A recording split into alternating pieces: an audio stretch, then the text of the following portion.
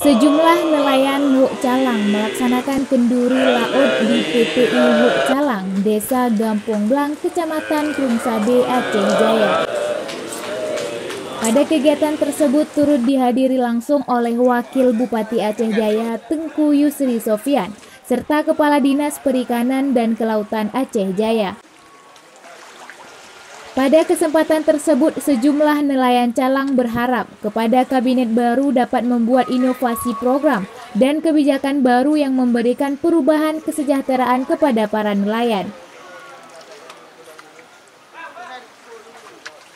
Perhatian ke nelayan seluruh Indonesia, khusus Aceh Jaya, karena kan bisa kita nengok sekarang bagaimana perkembangan nelayan sekarang, susah bangunan, fasilitas dan sebagainya, kurang perhatian nelayan. Bantuan yang kita harapkan kepada beliau, bantuan berupa mesin dan sebagainya, fasilitas istilahnya kan, pembangunan, TPI dan sebagainya, memang harus diperhatikan untuk nelayan. Alat-alat tangkap, terus keselamatan nelayan terutama sekali, macam GPS dan sebagainya. Sangat mendukung, mengikut dengan pihak ekonomi masyarakat yang pertama, khususnya bagi nelayan.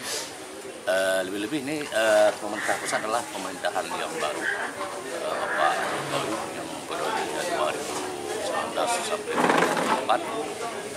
Kita tahu bersama bahwasannya di kabinet kepresidenan sudah punya kementerian.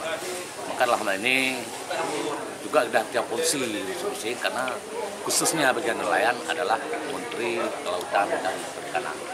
Jadi pihak kami selaku pemerintah Jaya akan kami lobby untuk pusat bagaimana mendapat bantuan yang maksimal untuk Kabupaten Aceh Jaya melalui Dinas Kelautan dan Perikanan.